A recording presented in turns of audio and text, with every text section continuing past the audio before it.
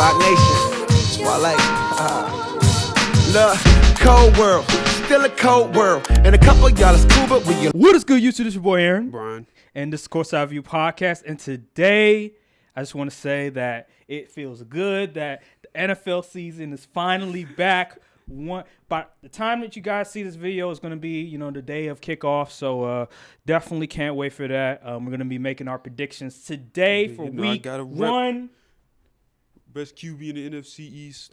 It's just disgusting. This is just disgusting. But we'll get to that later. So yeah. Make sure to like, subscribe, comment down below, hit that notification bell, and yeah, we're going to be giving you guys more content. But anywho, let's get to the first topic in the NFL Week 1 predictions, and let's get to the scheduling. The first one is Thursday, of course, which is the Bills and the Rams. Where do you see that going? Do you got the Rams, you got the Bills, that game? Based off recent reports and things of that nature, I'm going to go with the Bills in this game. And I think the score will probably be mid-20s, so I'm going to go, I say 28-24.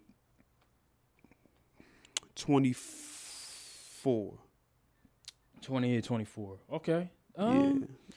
I think I understand why, because just Matthew Stafford's, I think it's elbow.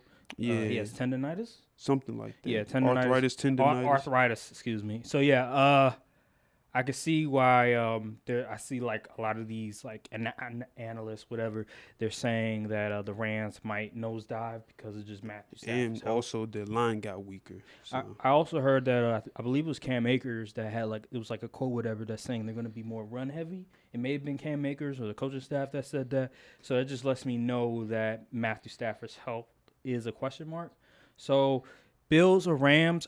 Man, that's tough. I'll probably go Bills, make the safe pick, even though I think the Rams are at home, but they don't have no home field advantage, so it doesn't really matter. I just think that, again, with Matthew Stafford's health, I don't know. How are the Rams' defense? Because I feel like the defense, they don't have a whole lot of depth. I think the Rams got better, at least in the middle of the field on defense, by adding Bobby Wagner. Oh, yeah. And got better in the run game. They did get Bobby. I forgot about that. Yeah, Bobby Wagner. They still have pass rush could take a hit, probably will take a hit, but they should be all right. They still got Leonard Floyd? No, I believe he plays for the Bears. Bears? Does he? No. He got drafted by the Bears. I know that. And then he left. I think he may have went to the Rams. I don't know if he's still there. If he's still with the Rams, then maybe I might have to change my pick. But I don't know. He does indeed play for the Rams. Okay, so they have Leonard Floyd, Bobby Wagner, Aaron Donald, Jalen Ramsey, and I can't really name any other player on there besides those 3 or 4 guys. So yeah, I think the Bills, they're just a complete team. They are missing Trey White, but Trey White, yeah, they are missing Trey White. I just think that the offense of the Bills, just Josh Allen, his ability, people saying he's going to be the MVP. Gabe Davis, that wide receiver. People are just hyping him up after the playoff Chiefs game. Yeah, so I can't wait for this game. I'll say that. I know. I think it's going to be 27-20. Okay. I think 27-20 because I just think that the Rams' offense is going to be a work in progress because of Matthew Stafford's health. I think that they're not going to be able to score enough points, and I think that the Bills are going to be able to move down the field a little bit, but they're going to be rusty at the same time, so that's why I say like 27-20. So let's go to the next set of games. I guess we can go to 1 p.m. games. Yeah, let's go to the 1 p.m. game. We got Saints and the Falcons. This don't really. Yeah, I got the Saints. Much. It's Saints. I am curious to seeing how Drake London performs. I heard that he was wide receiver 1 on the depth chart, so that's interesting. That just lets me know that he's sort of lived up. Well, I wouldn't say lived up, but he's done his job when it comes to making sure that he is the number 1 receiver on the team, especially you're going to draft him at number 8. So, and then you have Kyle Pitts as well. So I'll definitely want to tune into that. But the Saints, I got the Saints. I think Jameis Winston's supposed to start. If I'm not. He better. Yeah, he better start. Why he wouldn't start? But yeah, the Saints are a sleeper team. Like they could potentially, if all goes according to plans, they could potentially go to the championship. Maybe even. Hey, their pieces. They got some pieces. Mm-hmm. Got Michael Thomas back. Chris Olave. Got Kamara. Obviously Kamara and Mark Ingram. He's a nice number 2. Backup running back. And then the defense is always pretty good with Tyrann Mathieu now added to the equation. So, hey, the Saints, you never know. Now, the question mark's going to be the head coach, Dennis Allen, because with the Raiders, he wasn't the greatest. So we'll see how he sort of maneuvers as a head coach because Sean Payton's not there no more. So, yeah, Saints, definitely. Saints, I got that. That's easy. We got another 1 p.m. game. We got the 49ers and the Bears. I'm going 49ers. Even though, 49ers, no question. I'm not sold on Trey Lance, but at the end of the day, the 49ers are just a complete team. It's just, to me, the quarterback is the question mark. So, yeah, I'm going 49ers on that one. Yeah, It's an easy one. I agree. It's really, like, come on, son. Yeah. Another 1 p.m. game. We got the Steelers and the Bengals. Bengals. I'm sorry. I think that game will be closer than people think. It will be close because the Steelers, Mike Tomlin, how they are, coach team, especially beginning of the year. Anything can happen. So I think that the Bengals will win, maybe a field goal. Maybe it might be a field goal contest. But who's at home? It's going to be the Bengals. It's going to be Steelers. I believe this. Let me see. I think it's probably. It's at. Cincinnati. I think it's in Cincinnati. Yeah. So yeah, I got Bengals. Maybe I probably give them like a 7-point win instead of a 7-point win. And then we have Eagles and Lions. That's gonna be a fun game. I'm definitely the line, tapped in. It's definitely. I say it's a 3-point line. Maybe like it's close. I think it's gonna be close because the Lions are gonna be at home. It's the first week of the season, so it's very unpredictable. Even though football is an unpredictable sport, but at the end of the day, like Lions, they're pumped up. Hard Knocks, they added some pieces. Man, that's gonna be tough. That's gonna be. I'm going with the upset. I'm going with the Lions. I'm going with the upset. That's your upset candidate. Yeah, I think that's gonna be an upset because I just think that they're at home. They added some pieces. Aiden Hutchinson, he's ready to show that he's worth that number 2 pick. And then you have obviously Amon-Ra St. Brown. He's ready to prove himself that he can be a true number 1. And then they added DJ Chark, T.J. Hawkinson's coming back. DeAndre Swift, and you have Jamal Williams. So, man, yeah, I got the Lions on this one, even though the Eagles are the better team. Okay. I'm gonna go with the Eagles strictly because I'm gonna just go with the talent. I think it's definitely gonna probably be within 3 points. Probably it may come down to a field goal. That's how I'm feeling. I just look at week 1. You know how week 1 is just a lot of craziness happens. So I just look at that, and then the Lions are at home. They have like a sold-out crowd, so they're going to be pumped up. Yeah. So I just look at that, and I'm saying, yeah. I just feel the thing is, Jared Goff Yeah. or Jalen Hurts. But you're not sold on Jalen Hurts. I'm not. So. But I think he's better than Goff.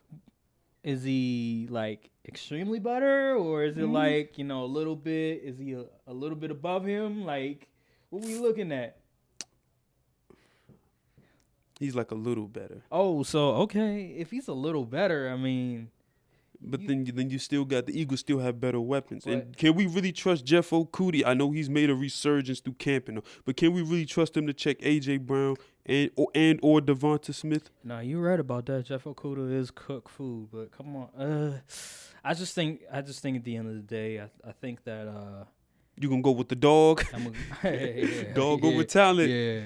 And then Aiden Hutchinson, like. I don't know how the Eagles online. Is the Eagles on? Their line is solid.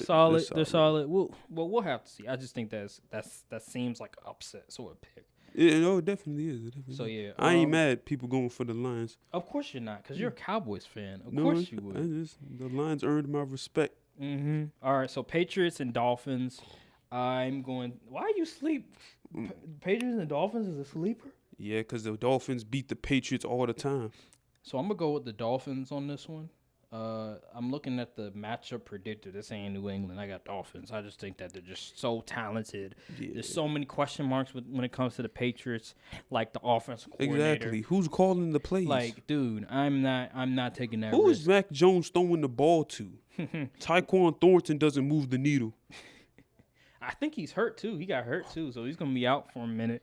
And it's a lot of things going on in New England that I do not like. And fantasy wise, I think it's Their offense is Ramondre horrible. Stevenson, whatever. I like Ramondre Stevenson, but besides that, I don't. And Hunter Henry, but besides that, New England is looking like What a fall from dumpster grace. fire. Yeah, a fall from grace for Will. So yeah, I got Dolphins, Ravens and Jets. Ravens, like that's come the on, easy son.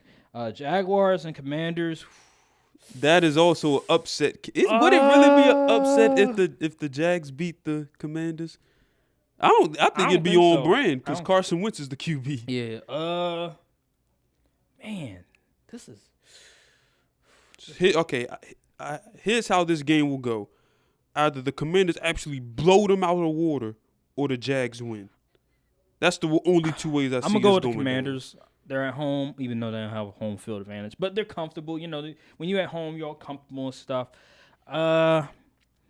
Yeah, I'm going Commanders. I just think that the Jags, they still have a lot of needs that they have to sort of get on their offense. And Trevor Lawrence, he's in year 2, so he's definitely trying to prove something. But I'm gonna just go with Commanders because they're at home. Even though it is kind of a toss up because they both are they're not good at all. Both teams. Dougie P or Ron Rivera. Yeah, it's a toss up for me. It's a toss up. So I'm gonna go Commanders. I Panthers. didn't get my pick off.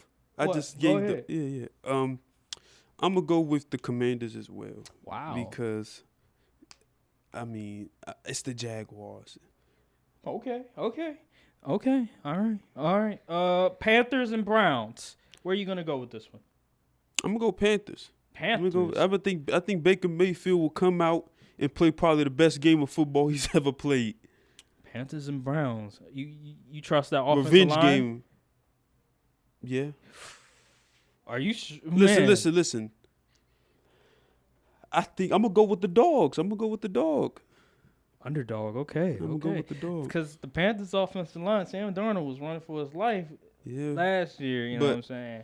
I think Icky can. I think he'll be able to somewhat contain. So you think CMC gonna have himself a day, huh? Possibly. I mean, that Browns defense is pretty. They are formidable. very tough. They are very tough, especially the secondary. I don't know. I think I'm gonna go with.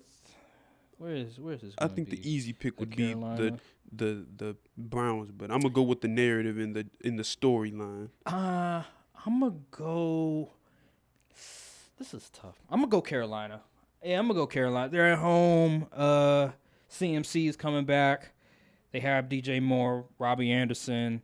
I like the pieces. Baker Mayfield is a quarterback, so he's serviceable. So I'll go with the Panthers. They have some pieces on defense as well. J.C. Horn. I like J.C. Horn. I forgot JC is coming back. So yeah, they have some pieces, even though the defense could be a little bit better. What's his name? Daquan Jackson or something like that. I think that might be his name.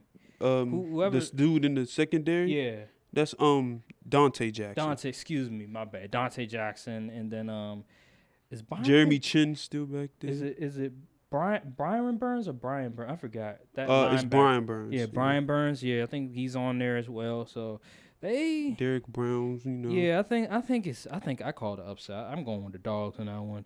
Colts and Texans going with the Colts. Colts is going to beat the brakes off them boys. Easy, although it is a division game. Yeah. Davis Mills, he's not the greatest, but he could pull the upset. You never know. You have Derek Stingley Jr., Damian Pierce, Brandon Cooks. Just saying, it's possible. But I'm going to Colts. I'm not gonna take the underdog on that one. Jonathan Taylor's just too good. Michael Pippen, I think he'll take the next step as well. So yeah, I like the Colts on that one. Giants and Texans. I said Texans. Giants and Titans. Excuse me. This is very well a game the Titans could lose. Yeah. But they're not. So I'm going to go with the Titans. Daniel Jones. I'm going to go Titans. I think it's going to be a low-scoring game because the Titans' offense still hasn't, So I'm going to go I'm gonna go 20-12. 12. Yes, interesting score, but How's that? or 2014. Let's do that. 2014. 2014. Okay. I'm going Titans as well. I just think that I think Brian Dable's the first year coach. Excuse me. Daniel Jones, I'm not sold on him. So yeah, and then the offensive line as well is not good. Yeah. So yeah, I'm going to Titans. I just believe that Derrick Henry is going to go off. Kayvon Thibodeau is going to be hurt. He's not going to play. He's not even playing. Yeah, I think the Titans got this in the bag. Chiefs and Cardinals, going Chiefs. Chiefs is gonna beat the brakes off them boys. Yeah, especially no D-Hop. Yeah, for real, because at the end of the day, Cardinals, their defense, their cornerbacks, you don't want to have bad corners against the Chiefs. They got, even though Byron Hill. Murphy back there, and who else? Exactly, and then I like Buda Trent Baker. McDuffie. I like Trent McDuffie, so he'll be on the Chiefs starting. Yeah, I like the Chiefs in this game. Yeah. Patrick Mahomes, Travis Kelce, and them. Y'all people still sleeping on the Chiefs. I'm like, I don't know why you sleeping on Pat Mahomes. Yeah, Act like they got a bum back there or yeah, something. I don't get it either. Raiders and Chargers. Ooh, That's gonna be a dog That's fight. gonna be a nice. Yeah. This should have been Monday night, honestly. What's the Monday night game? Let's see. Nah, Monday is it was, Broncos, Broncos, Seahawks. yeah, Broncos. That should have been a Monday Yeah, night game. they need to start flexing games again. Yeah, Raiders and Chargers. This is. I'm gonna go with the. I'm gonna go Chargers. Chargers. Wow. Because I think they got the continuity, at least offensively, and the Raiders' defense is still suspect. Yeah, a lot of new parts added as well. Like, And the Raiders' O line is not. It's pretty weak. Yeah, it's pretty weak. And you look at what the Chargers added with Khalil Mack. So that pass rush. And JC's not playing for week 1. That's right. He's hurt. I forgot about that. But yeah, Khalil Mack added to the squad. So yeah, they're gonna go after. They're gonna be hungry. They're gonna be motivated to prove a point. I'm gonna go with you. I think it's gonna be a shootout though. Yeah, it's that you got a point there. I think I'm gonna go with the Chargers. They're at home, even though they don't have home field advantage, but they're still at home. And Justin Herbert is gonna try to make a point that should be the MVP. I'm gonna go 34-28. 34-28. That's a good score. Yeah. I'll agree with you on that one. Let's see. What else do we have? We have the Buccaneers and the Cowboys. The 8:20 p.m. game. We already talked about the other game. Yeah. See, I haven't given an upset for this week. And you know what? It's Brady's last year in the league. The Cowboys have never beaten Brady ever. Why not Sunday on prime time for millions of people to see? Why not the Cowboys get their first win against Brady in his final season? Why not? You know what I'm saying? I'm going to go with them boys, you know what I'm saying? I think we can I don't think it's going to be a high score. I don't think the score gets over 20 for either team, but I think we can grind it out. If we can get Brady to be flustered and make a few mistakes, I think we can win. See, first of all, the defense is going to have to carry. I'm looking at the ESPN matchup predictor. They're saying Dallas has a 62% chance. Oh, brother. So is that really an upset? Because ESPN is saying otherwise. I'm going to go with Tampa Bay. I'm not betting against Brady against Dallas. It's like Aaron Rodgers and Tom Brady have the Cowboys number. Like I'm not going against it. I'm going to continue to believe that Tom Brady is not going to lose against the Dallas Cowboys. So yeah. I'm not mad at it. That's the safe pick, but I'm gonna go with the underdog. Of course, you're wearing the Cowboys jersey right now. You got to take the pick. If you're going to go against the Cowboys and you're wearing the Cowboys jersey, are you really a fan? Like, who does that? So, Jalen, he said his team. But he a Cardinals fan. It's a difference. A Cowboys fans, when you're wearing that blue and that silver, you gotta represent. You can't just fall back and say, "Nah, we ain't gonna do that." Like, come on now. Yeah, I'm gonna believe in my guys, man. We almost had them last year. I think we can get them this year. Okay, all right. Especially since Dan Quinn knows. Because listen, Micah Parsons was in coverage for like the whole game. Dan Quinn's going to be, all right, you're going to be rushing for like 70% of the time. Mm-hmm. And then we got depth on I'm telling you, we can get Brady. Okay. We just got to send pressure up the middle. Okay. I heard, was it Todd Bowles said that Julio Jones is back. He's back to his old self. I'm like, what does that mean? Todd Bowles also had an interesting quote. A reporter asked him about, Micah Parsons. He said, yeah, man. He said, you got to watch out for everybody on that defense, but you for sure got to watch Micah. Oh, yeah. Like, you got to watch him for sure. Of course.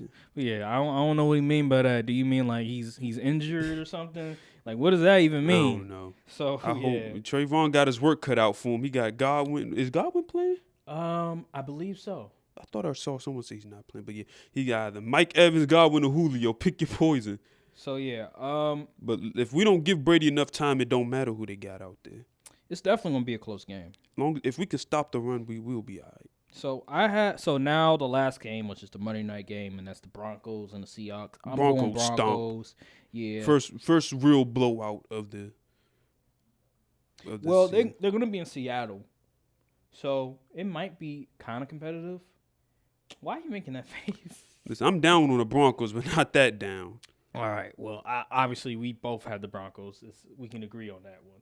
Right. Yeah. So that's our week 1 predictions. Now I want to get to just the season itself, like predicting the season, specifically like the awards. So let's go MVP. Who do you have winning the MVP this year? I'm going to go with a guy from the AFC to win the MVP. And it is not Josh Allen. It is by a quarterback by the name of Pat Mahomes. I think Pat Mahomes will overcome the loss of Tyreek Hill and still lead his team to win the division and possibly win the number 1 seed. And that's why I think he'll get MVP. Man, you had to steal my idea. I was going to pick Patrick Mahomes, too, because I just think that Patrick Mahomes, he's going to learn from his errors from last year, because he did go on like a slump the first half of the year. Oh, yeah, absolutely. So I think he's going to learn from those mistakes. He understands that he can't like just throw the ball up and expect like a guy like Tyreek Hill is going to get the ball like 50-50 balls. You don't have that guy anymore, so you have to be more disciplined. You have to check the checkdowns now because you're not going to have a Tyreek Hill. You still have Travis Kelce. You still have talented guys on there, but they're just not on the level of a Tyreek Hill. So, yeah. Agreement that we have Patrick Mahomes winning the MVP. Now, what about Defensive Player of the Year? Defensive Player of the Year? I think I know the answer to this. I'm going Nick Bosa. Wow, okay. I thought you were going to say Michael Parsons. It very well could be Mike. I really wanted it to be Michael Parsons, but realistically, I think we got so many good defensive guys on the Cowboys. It's kind of hard to just say, yeah, I think everybody can hoop on the Cowboys, but Nick Bosa, if he stays healthy, he'll probably win. I think voters' fatigue is going to hit T.J. Watt because they're probably like, okay, enough of this guy. I don't think Myles Garrett's team is going to be good enough for him to really be in the running for that. You never know. Because Jacoby Brissett, say what you want. I mean, he can win you some games. Yeah. And if the defense can ball out a little bit, if they can do something, because they have the pieces, you never know. They could win like 10 games. Why are you making that face? 7-10. 7-10? Okay. Well, I'm going to go with the safe pick. I'm going to go Aaron Donald. I just think that Aaron Donald. You don't think voters' fatigue got Aaron Donald? He didn't win it last year, did he? No. So he got a chance. So I'm going Aaron Donald. I'm just going to go with a safe pick. T.J. Watt, he's phenomenal, but I just think that the way the Steelers are looking right now, I don't think they're going to win enough games for him to qualify. I don't think he's going to get 22 sacks again. I think it was 20. Was it 22 sacks? I feel like it was. He was like, I think he tied the record. Yeah, he tied the record. So I don't think he's going to get that again. So I'm going to go with just the safe pick, Aaron Donald, because I just think that the Rams are going to be, competing for, they're going to be in the playoff contention. So I like that.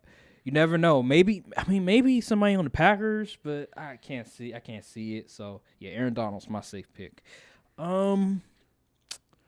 Let's see. What's the other? I know comeback player of the year. I think it's either going to be Derrick Henry or Christian McCaffrey, something like that. You think Christian McCaffrey? I Gonna think play they. enough games? Honestly, I think they need to get rid of that award. Yeah, Make it most improved most player or improved. something. Yeah, I like that. Comeback play. Because if a superstar gets hurt and he comes back and plays like he's just going to win the award. Yeah. So just get rid of the award. I think Derrick Henry probably, because to me, Christian McCaffrey is too much of a risk. He's just been hurt the past 2 years. I think he played maybe 10 games the past 2 years. So I'm this going is why Derrick you Henry. don't pay running backs. Yeah, I'm going Derrick Henry. I feel like that's the safe pick. What Let's about do you? off. Oh yeah, Derrick Henry. Yeah, offensive player of the year? Yeah. I'm I'm gonna go Justin Jefferson. Justin Jefferson, that's a good pick. I'm gonna go Justin Jefferson. Especially fantasy-wise, he's like the number one wide receiver in fantasy, so I could definitely see that happen. I don't think Cooper Kupp gets another Triple Crown year. Yeah, I think teams will try to they'll probably deny him the ball and just let everybody else try to beat them. Absolutely, because getting your Triple Crown, that is very rare. Very rare. Last person was Steve Smith, I believe. Yep. So, yeah, I think Justin Jefferson is definitely a great pick. Offensive player of the year. Man.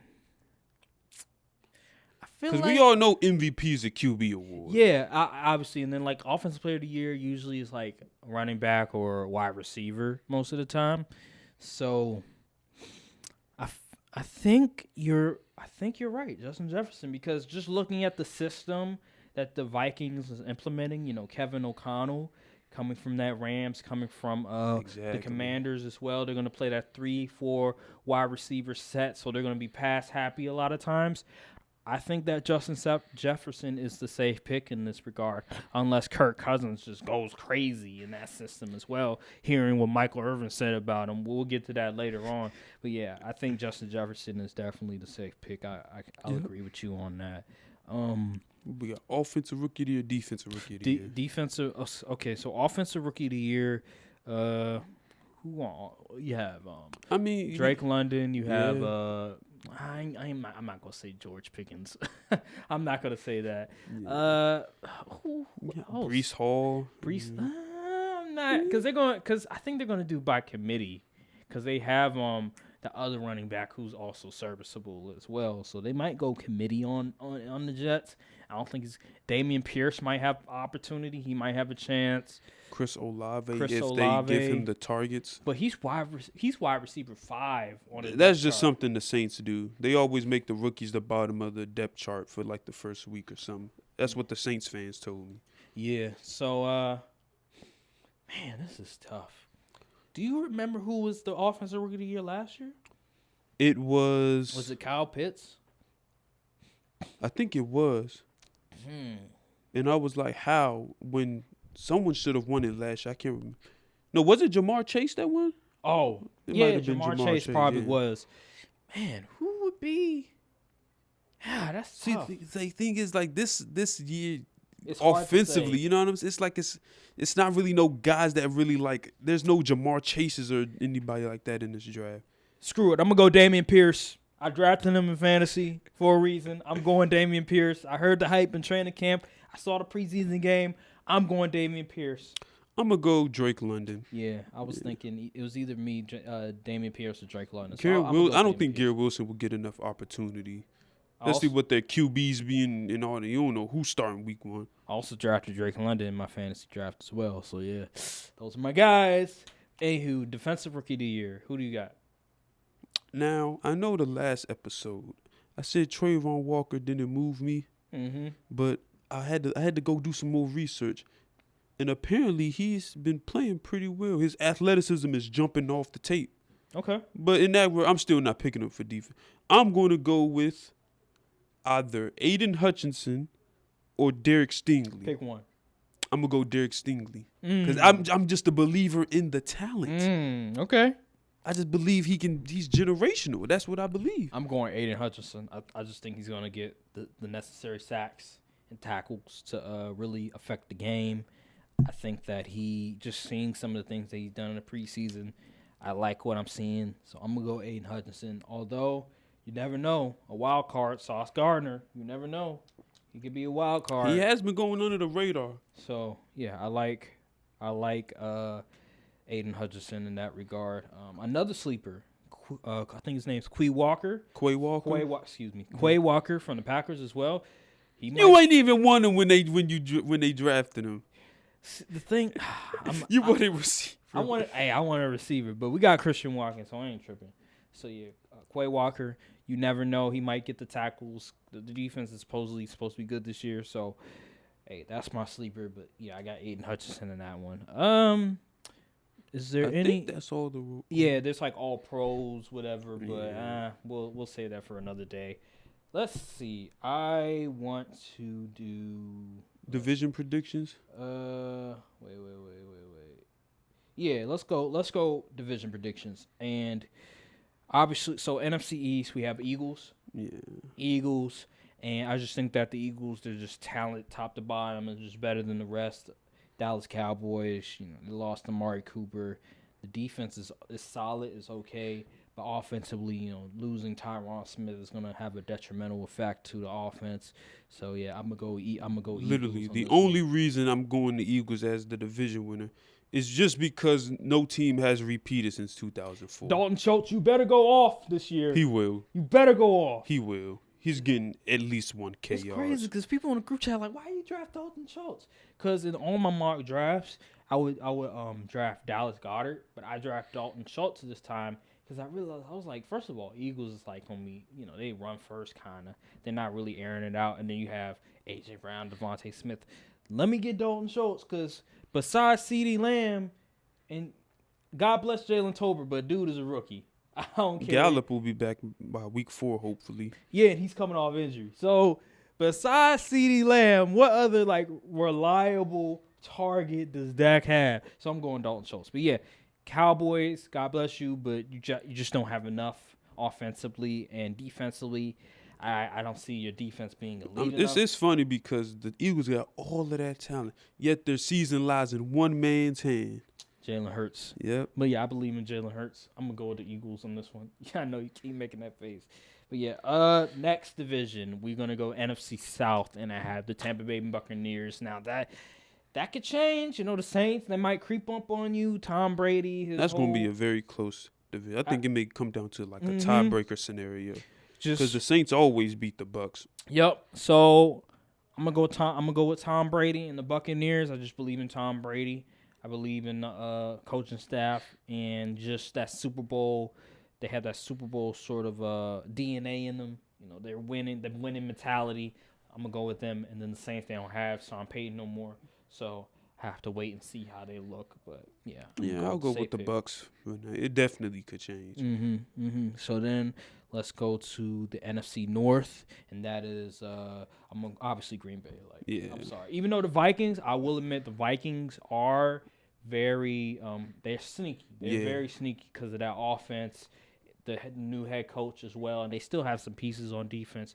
So I wouldn't be surprised if the Vikings really give Green Bay a headache. I think they'll split the season. Yeah, they will. Wait a minute. I don't think we predicted the game. The Vikings and the Packers. Oh, they playing it? I think they are. I'm gonna go Vikings. I'm gonna go Vikings. I'm gonna go Vikings.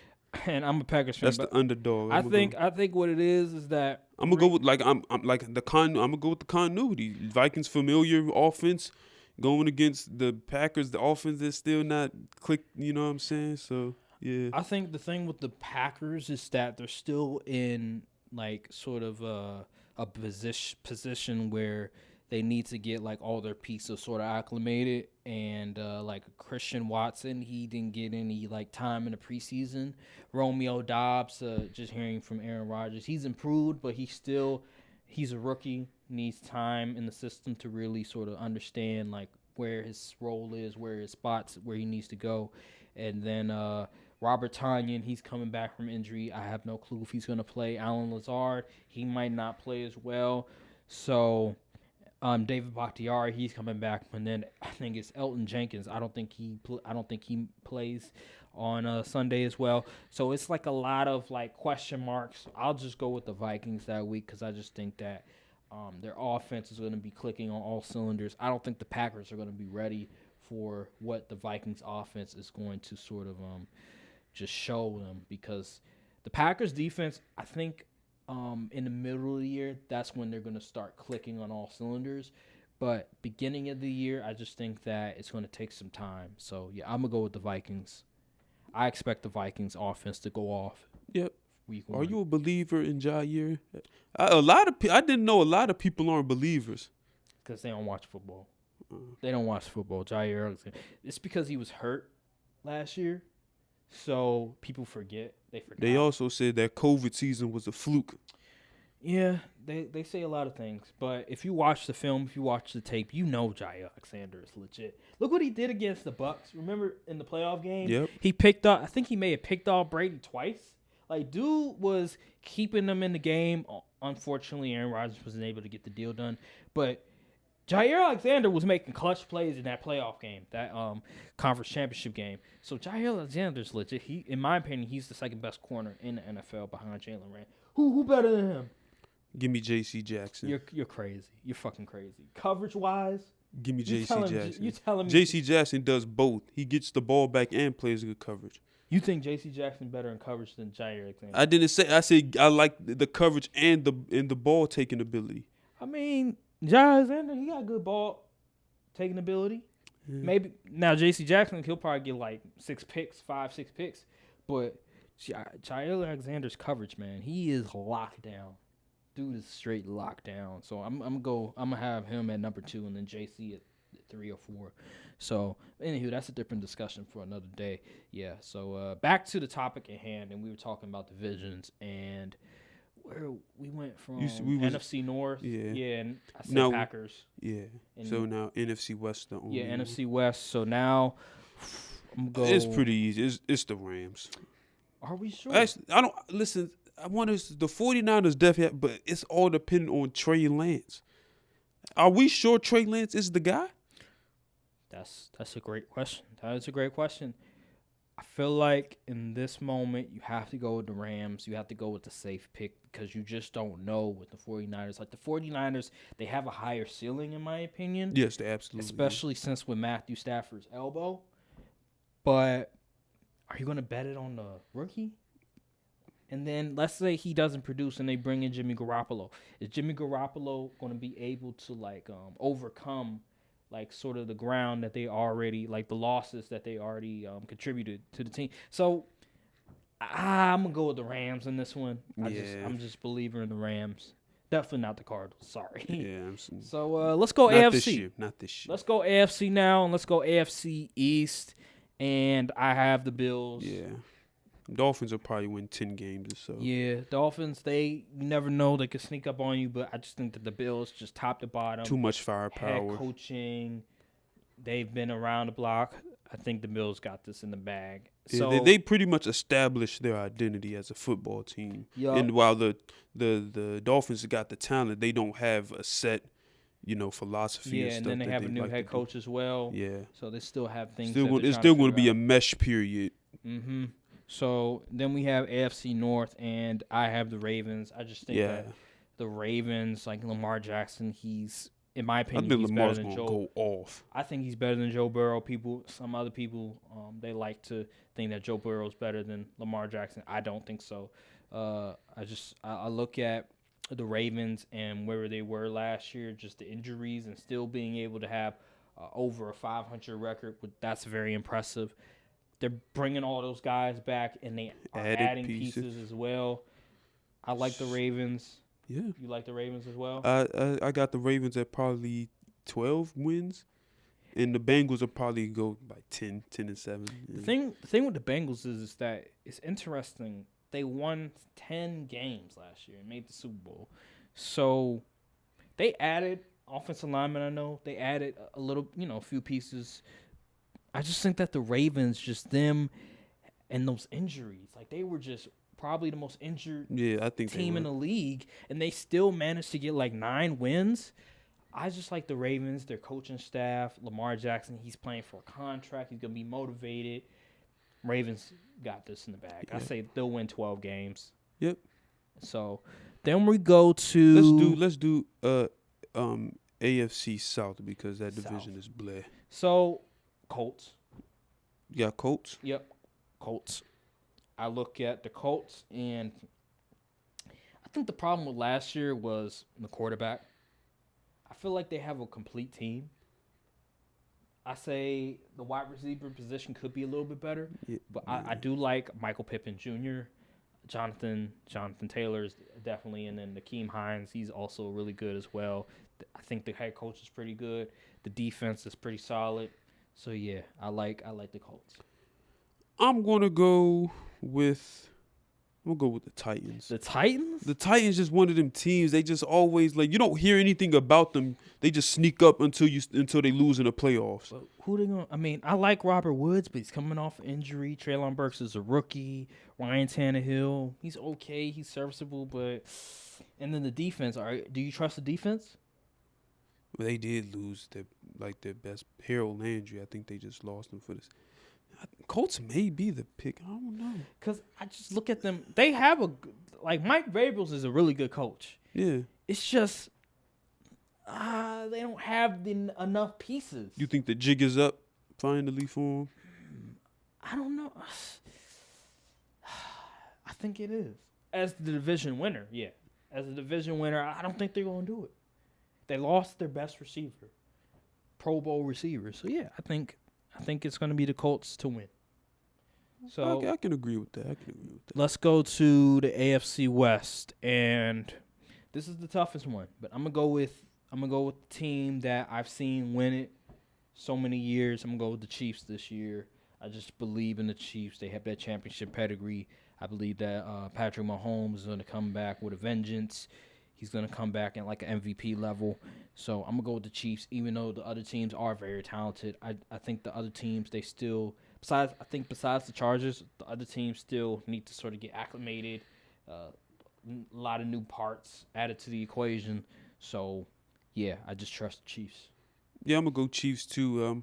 I think it's Pat Mahomes. I can't really bet against Pat Mahomes and Andy Reid, even though the Chargers on paper they're better. But it's still Pat Mahomes. Head coach.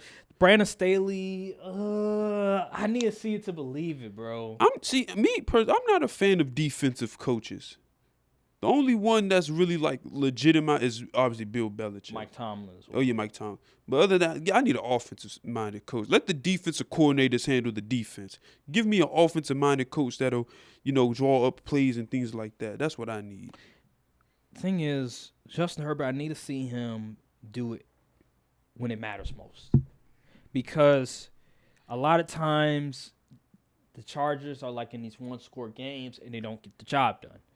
And some of that falls under the coach, some of that falls under the QB as well.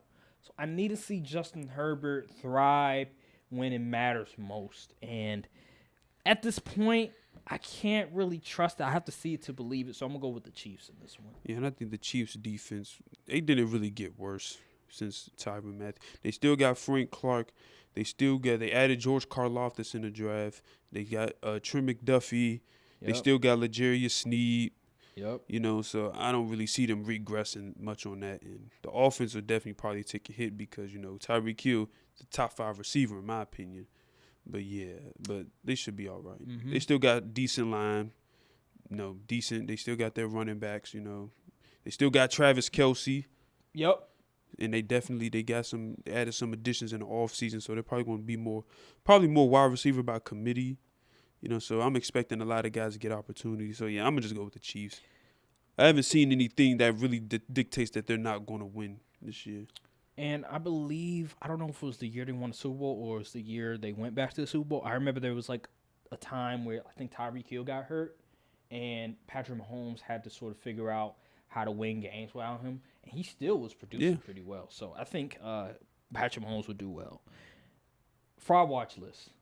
NFL regular season fraud watch list. And I'm going to put Tua Tagovailoa on there.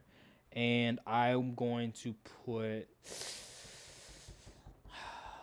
I don't know. You go next. My list, probably only 2 people. One is Tua. Yeah. But the other one is Jalen Hurts. Yeah. Jalen Hurts has everything he needs to succeed. Good line, good weapons, good defense. He just got to put it together. He just got to show his worth.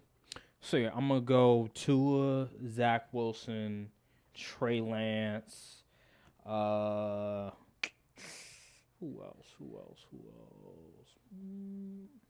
Can't really think of anybody else right now. But yeah, those are the two guys that I probably have. Ryan Tannehill should probably be on fraud watch. Yeah, he should probably be on fraud watch list as well. So that's like, I say 6 names on our list right now. I want to put Trayvon Diggs on there. Everybody says he's trash, so how is he on fraud watch? I don't know. I feel like that's just the norm. I don't want to be the norm, so I'll just keep the list like that. I'll add some people later on. Maybe next time, maybe next podcast, I'll think of somebody. But for right now, that's the list. So Tua, Ryan Tannehill, Zach Wilson, Trey Lance, Jalen Hurts. You're not going to put Russell Wilson on there? No. We all know Russell Wilson's good. What about Derek Carr? I think we know who Derek Carr is. Really? Are you sure? He's a 50-something% completion guy. He's going to throw double-digit picks. And he's just a slinger. He's just going to let it rip. You want to put Saquon Barkley on the fraud watch list? No, I'm not expecting him to do anything worthy of mentioning. Okay. So yeah, that's the fraud watch list. It's fluid though. It's fluid. Like Stephen A. said, it's fluid. We will definitely change it up a little bit as time goes on, but for right now, those are the players that we sort of have in mind. Now let's go to Michael Irvin. So Michael Irvin, I don't know what he's on, but this guy picked Kirk Cousins to win the MVP this year. Now, logically speaking, I could kind of understand where you're going. Maybe fantasy football MVPs. I could kind of, because if you look at it, the new head coach, that system, again, they're going to be pass happy. Last year, he threw for like 32 touchdowns, like 4,000 plus yards. So that's pretty good numbers. I don't know if Gary Kubiak was the offensive coordinator. I forgot who was the offensive coordinator, but he was doing some good things. I still can't put Kirk Cousins. I still can't do it. Mike, I don't know if you was just trying to be different, but yeah. I don't think the Vikings going to win the division, and I just don't think Kirk Cousins is that good to get an MVP. I think they'll make the playoffs. Like, can because Matt Ryan, the year he won MVP, people were saying he was like top 5. Like, can Kirk Cousins be top 5? No. Nah, I can't see it. I'm sorry, I can't see it. I also wanted to. I don't know how this happened. How did the Bills become the consensus Super Bowl pick? It's crazy out here. It's getting crazy. Like I've never seen a team get more praise for losing. Like they just all of a sudden became the best team in the league in the off. What did I miss? This ain't no hate to the. I'm just confused. When did we start doing this? You know what the Bills remind me of? The Clippers. I thought you were about to say the Lakers. Nah, hell no. Nah, the Clippers, you know why? Because remember they lost in the bubble, and people were like, man, they still the most complete team. They still going to come back and do this, do that. They didn't. So the Bills, the thing is, it's interesting because there's definitely an argument to be made that they are the most complete team and that they are going to Super Bowl. But just having a consensus like that where everybody picks the Bills, y'all setting them boys up for failure. And then just looking at Michael Irvin, he had the Bills and the Cowboys. Like, what? This is not the 90s. What? Like, what are you smoking? Not this year, Mike. Not this year, Mike. Your CTE is acting up, Michael Irvin. That's what's going on right now. Your CTE is acting up. I don't know what the hell he was on, but yeah. That was crazy. If we got a Bills Cowboys, that'd actually be pretty fire because the Diggs matchup. Nah. Diggs versus I think Diggs will win that matchup. Nah. So let's predict the Super Bowl, like the Super Bowl teams. Who's gonna represent from the AFC and NFC? Who you got? I know this may sound like what a surprise, but for the AFC, I got the Chiefs representing. For the NFC is hard, man. It really is. Yeah, because it's so many question marks. Because you look at the Rams and Matthew Stafford's health. You look at the 49ers and Trey Lance, like inexperience. And I don't know. The Packers is like, they green. The offense is a little shaky. And then they haven't, shown that they can do it. The Eagles, Jalen Hurts hasn't shown us enough to warrant that he could perform well in the playoff enough to get to a Super Bowl. Tampa Bay, they lost some pieces. I hope if it's a rematch, I'm not even gonna watch it. Tom Brady, the whole thing with Tom Brady, him and his last wife. dance. Yeah, his last dance. The Saints, you have James Winston as your quarterback, a new head coach. Yeah, the Cowboys just like offense is shaky. We're the Cowboys constantly lose in the playoffs. So it's really hard. It's tough. I'm not gonna pick the Rams. I know that. Like picking the same team in the NFC is always gonna come back to bite you. That's what I learned. Unless it's like Seattle, Legion of Boom era, I'm not picking the same NFC team. So if I had to pick a team,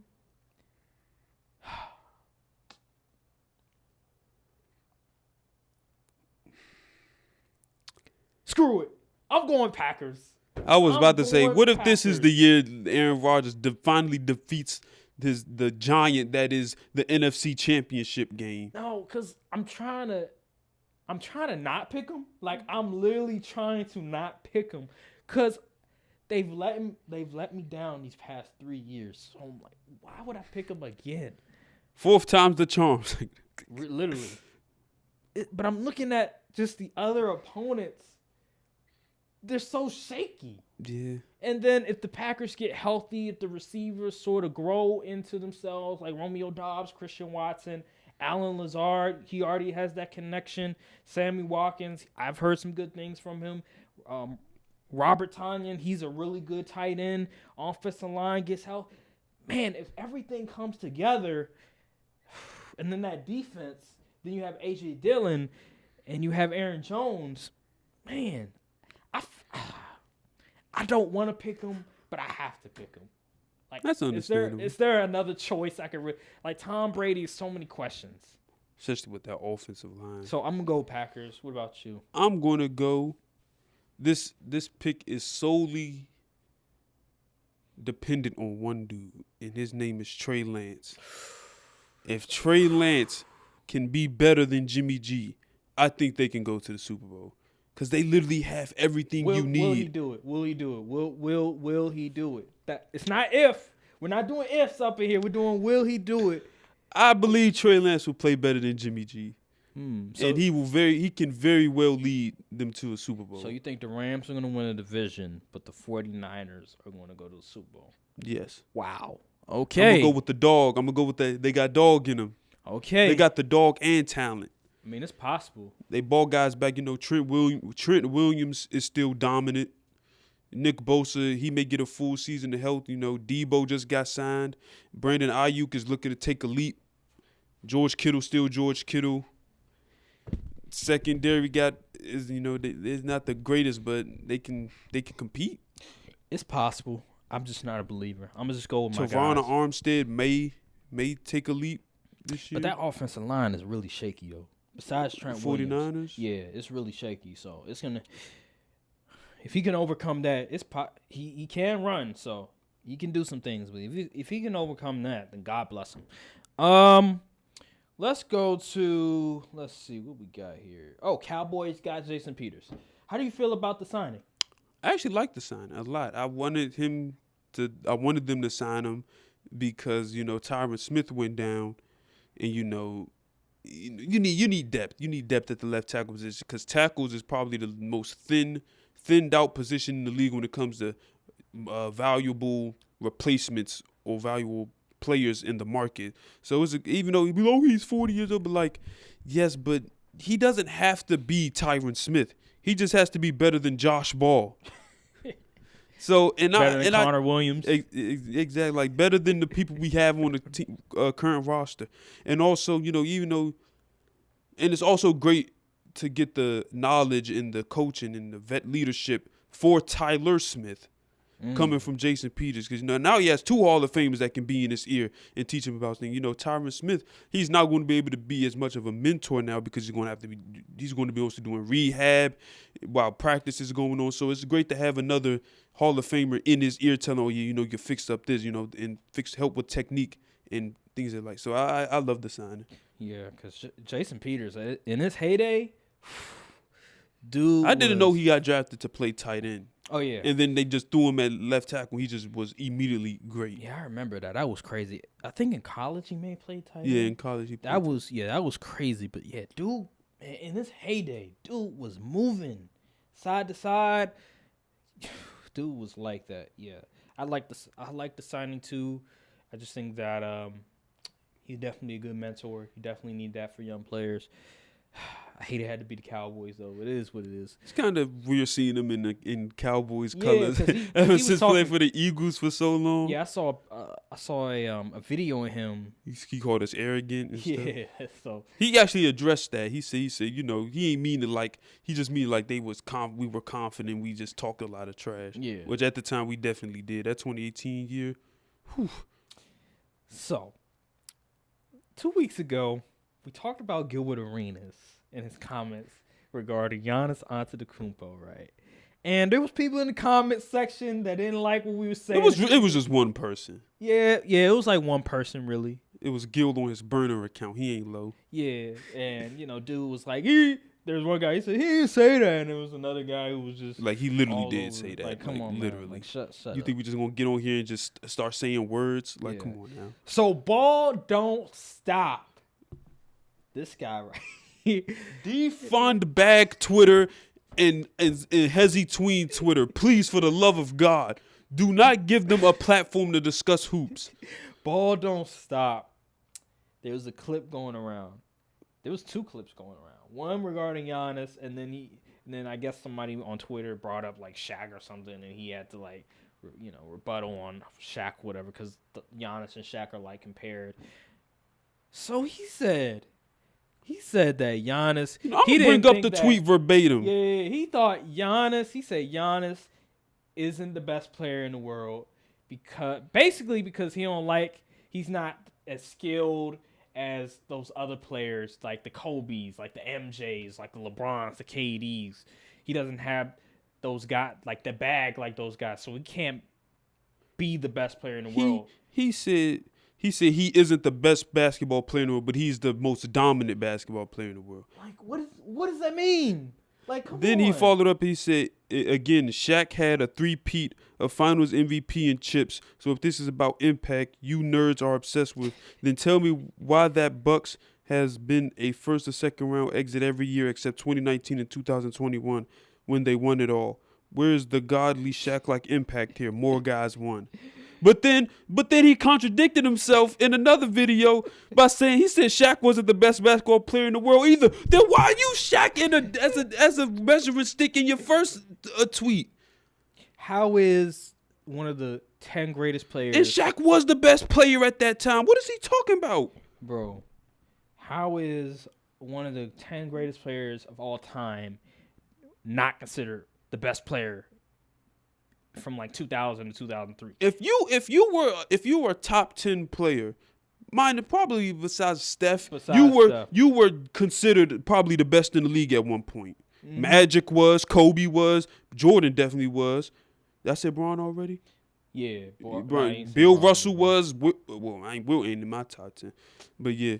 Maybe Tim Duncan. Was Tim Duncan ever considered best in the league? I don't think it was unanimous, but like if you go back in like I say the 2 years he won MVP, is definitely you can make an argument that he was probably the best. It's not unanimous, but I'd say that he was the best because I think at that time Shaq was sort of nosediving. Kobe, there still wasn't no consensus that he was the best yet. So I go Tim Duncan. He's probably the best. So yeah, like I'm saying, like how can you be? Like, it doesn't even make sense. He gonna say Shaq wasn't the best in the league. How? How wasn't he? Who was stopping him?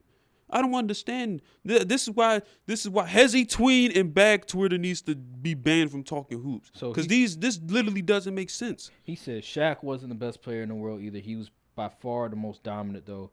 Kobe, T-Mac, Iverson, Garnett, all more dynamic as players. What? Garnett? Shaq dominated on brute force and power. Kobe had to skill those Western Conferences out though. Like, come on, man. What? Like, do you watch the game for real? Like, seriously. And then the funny thing is he got in back and forth with this one guy. Yeah, this dude is going off the rails. This is why NBA players just co-sign anybody at this point. Yeah, and then he gonna tweet like, "Oh yeah, John Salmons was like that, like he was a bucket." I'm like, John Salmons, what? What are we doing? So yeah, ball don't stop is just tripping, bro. Like Giannis, how was Giannis not the best player? He dropped a 50 point. He ain't even addressed the finals. He where he had to be the in guy a closeout game. What are we doing here? Like, and made seriously. every free throw. Like, come on. And he was like, the Celtics did to him, pretty much making him shoot the ball. But he averaged 34, like 12 and like 6 or something. Dude was balling out against the Celtics. He just didn't have no help. And the fact that he brought up Shaq having Kobe, like, don't you ever in your life try to compare Giannis and Chris Middleton to Kobe and Shaq? Like, that is insane. That's ridiculous, bro. Like, what do you? All this, the skill culture, bro. Like, not everything is just about skill. Like, it's about production. It's about, okay, did you get the ball in the basket? Are you getting the ball in the basket? Are you leading your team to wins? At the end of the day, if you can create a shot, but the shot doesn't go in, it doesn't matter how pretty it looks. Kyrie is one of the most skilled players, but he's not a winning. You can't win with him as the guy. We've seen this before. So what's with all the skill bag, step back? Like, no, that's like James Harden was the epitome of bag, and he couldn't get the job done. What more do we need to see? Paul George as well. Like he even brought up Kawhi as the best player, but not Giannis. Kawhi was never the best player in the league. Cause ball don't stop. I think he's in Toronto. Whatever. I think something like that. Yeah. So he gonna bring up Kawhi Leonard of all people, but not Giannis Antetokounmpo. Just straight disrespect, bro. Like this is the guy that people listen to for hoop advice. For hoop knowledge. Like, what? What are we talking here? The last person that was the best in the league that had the most skill, probably most skill, was probably Kobe. LeBron, he's good. He has skill, but he wasn't the most skilled player in the league. I think Kevin Durant, he's definitely up there in terms of skill. Mm-hmm. Like him. Even Paul. Like, but even still, when people try to say he was best in the world, there was still pushback on that. Yeah. Now it's just accepted like Giannis is pretty much the best in the league. Unless you're like you have to be a hater. Yeah, you definitely. Yeah. You have to be a hater. Bag Twitter don't like Giannis. Yeah, bag Twitter is that's crazy to me because. First of all, y'all are low key disrespecting other players. If someone with no bag is averaging nearly 30 and getting MVPs and stuff, what that say about the rest of the players in the league? If what Giannis is doing is so easy, why don't every 7-footer just average 30 a game? That's a good point. That's a good point, man. And then like LeBron, like back in the day, like LeBron, he wasn't as skilled. He wasn't that skilled, but people still said he's the best player in the world because his impact to the game. Yep. And why don't these dudes who say skill in this, why don't they acknowledge that defense and playmaking is a skill? Exactly. And then I remember there was this one tweet where he brought up like, is Giannis good at this? Is Giannis good at that? He was like, is Giannis a great passer? Yes. Like stupid stuff like that. Like, son, oh my goodness, I seen this dude was in Spaces. He said, he was so hot. He said, I will fight you. He said, tell me Giannis is a better playmaker than Brook Lopez. Oh, yeah, I saw that, bro. That was the most ludicrous statement I've ever heard in my life. What? What you mean, bro? Bro, this is why you can't talk hoops with everybody. Yes, you can't. You can't, bro. Because it's like, what do you mean? Like, okay, because he's not a great passer, you're gonna disqualify him from being the best player in the world? Giannis, he's a good enough passer. You don't average 6 assists being trash at passing. He's a 7-footer. Like, what are we doing? I done seen some passer Giannis, but I was like, whoa. You sure this dude like 7 foot? Man, especially in the playoffs, like you got to see more of his passing ability. Last year's playoffs, like he really showed that he can do more things than and just it's scoring. always the Twitter nerds that discredit. You never hear a single NBA player. Every NBA player knows that when Giannis is on the schedule, it's time to lock in. Unless you're James Harden, of course. But James Harden had to learn the hard way. Right. Yep. Bet he won't open his mouth up about him again. Everybody knows when Giannis and the Bucks on the schedule, it's time to tap and lock in. Yep. Absolutely. So, yeah. Only the Twitter nerds and people that swear they know hoop don't think he's like that. Come on, son. Okay. Yeah. Ball don't If stop there was a him. redraft, Giannis would be the first off the board. Easily. That's the reason he's 97. He's the highest rated on 2K23. There's a reason. But speaking of 2K23, a lot of information has come out on NBA 2K23, specifically the dribbling, the shooting. Let me get the tweets right now. I have them on me. Let me see. Like, the number one thing was interesting was that they're saying, like, you're not going to be able to hit a lot of whites this year. You have to, like, really, if it's not green, you have to hit more greens, because if not, then more than likely your shots are not going to go in. So I thought that was really interesting. And then the whole thing with I think it's the adrenaline boost. Now, you saw the video. I sent you. I think it was you sent me the video, and then I also sent you the whole thing with Mike Wing, and he sort of addressed everything, even though it's not going to matter because people are going to figure out a way, which, like that video showed. And the video showed was that the guy was dribbling in the backcourt, and he wasn't losing no stamina. Yeah. He was just spamming, when the whole idea is that we're trying to eliminate that. So that's going to be a problem in 2K. Now, will people use it? Probably only on Park because the half court is so short. Yeah. So, but the whole idea with the shooting thing, the whole hitting, not hitting white, how you feel about that? Here's my thing. 2K, where does the line get drawn for realism in video game? Because on one hand, you implement the stamina change, which is a great change. But then on the other hand, you only make it to where if you're not perfect, you're going to miss. Every NBA player that hits a shot doesn't have a perfect release. Sometimes stuff could be off. It feels weird off the hands, but it still goes in. So there needs to be a fine line. So the only way that whites change would work was if they increase the green window. If they don't increase the green window, then that's a stupid change in my opinion. I think it's not going to last long. They do this all the time. Like, I think it may have been like 2K21 or 22, where they were like, yeah, we're going to make it to where the shooting is not going to be just as crazy as it normally is. But then all of a sudden, at the end of the year, everybody gets shot.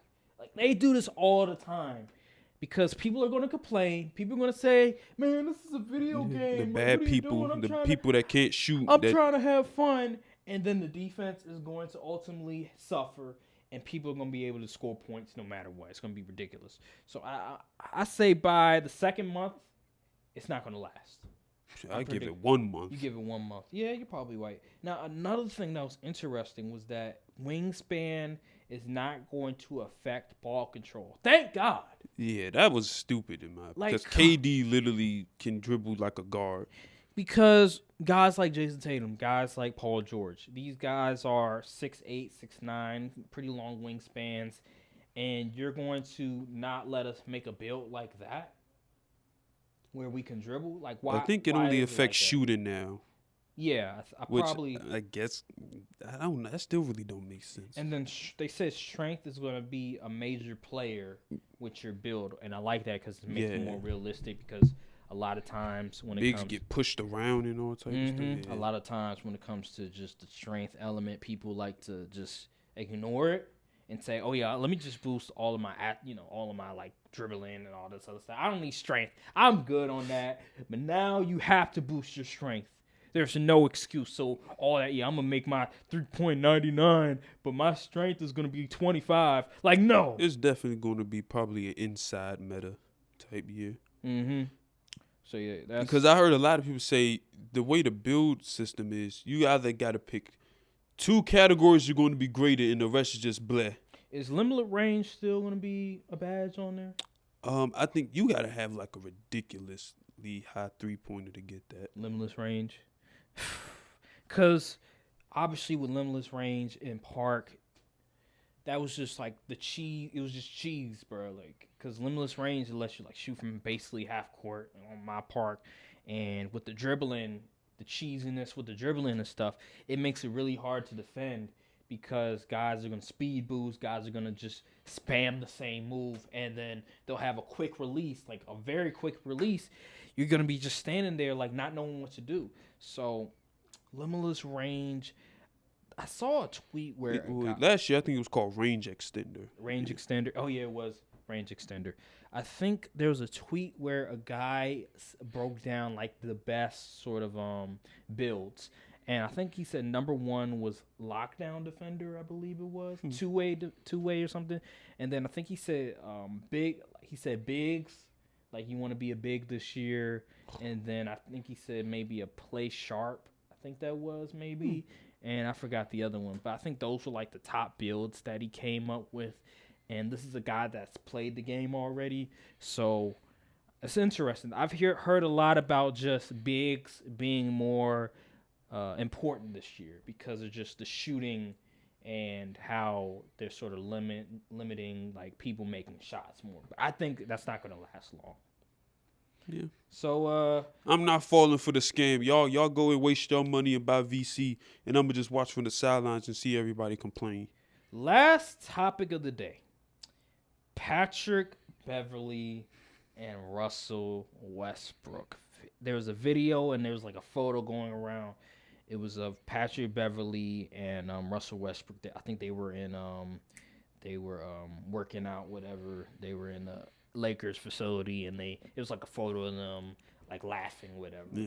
And I ain't gonna lie, that I was depressed seeing that. Run it back. I really was depressed. And then you saw the press conference for Patrick Beverley, him being announced like to the Lakers, whatever, and Russell Westbrook like threw him a towel and stuff, and he was like, "That was the first time of the season." Y'all are in the trenches. I think I'm depressed. I'm sad because I want Russ out of here. Please, Rob Pelinka, get him out of there. Please. No, keep him. Run it back. Run it back. Run it back. And then I saw a quote where Patrick Beverley said that him and Russ are going to have a few tough conversations this year. You know what that means, right? This shit ain't gonna work. This shit is not gonna work. I love it. This shit's not Lakers gonna work. downfall. Darvin Ham, listen, I'm a believer, but Russell Westbrook, he's not that guy, man. He's just not. You know, he's been in the league for so long. He's run through a bunch of coaches. He's been traded like multiple times, and it just hasn't worked. Kevin Durant literally left this man high and dry and joined the team that beat him because he didn't believe in Russell Westbrook. Kevin Durant's not going to say it, but we all know it. We all know how thin-skinned he is. Russell Westbrook is just... He's detrimental to the team. Russell Westbrook was a good dude. He was a good dude. Was he a good dude? Like, let's be... I'm just playing. Yeah. He's a good dude. But I want him gone, man. I want him gone. I'm here for the misery and chaos. Please. Now, don't trade for Mike Conley. He's cooked food. Come on now. Don't do that. But I want him gone, damn it. Rob Pelinka, Darvin Ham, LeBron James, Anthony Davis. What do you see in this man? Jeannie Buss, what do you see in this man? Now, I get it. You're trying to sell it, make it look good, trying to say that we're getting along, because I haven't seen one video of LeBron, Anthony Davis, and Russ together. So, remains to be seen on that one. But still, I don't understand why these guys are so sold on this man. This man literally cost you guys another opportunity to compete. Literally. I don't want to hear, because of these guys, Anthony Davis and LeBron was hurt. The Lakers were better the year, remember 2021, where LeBron got hurt, and then I think it was because of his ankle or something, and Anthony Davis, he got hurt as well. The Lakers had a better record without Anthony Davis and LeBron the year they didn't have Russell Westbrook. What? What are we doing? Like, seriously, Russell Westbrook needs to go. Like, if I hear that Russell Westbrook is going to stay on the Lakers during training camp, I don't know if I'm going to watch the games, man. Wow. I don't know if I'm going to watch the games. He's not a believer, people. Bro, because Russell Westbrook, I've never seen Russell Westbrook buy into anything unless he was the centerpiece of it all. Even OKC, he had Russell Westbrook took more shots than Kevin Durant. Like, if he's not taking the most shots, if he's not basically the centerpiece of an offense, I've never seen Russell Westbrook just stay in line. That's not in his nature. So, I don't know what Rob Pelinka is thinking. I don't know what LeBron is thinking. Oh, he's gonna get it. He's gonna show you guys. He's gonna prove you wrong.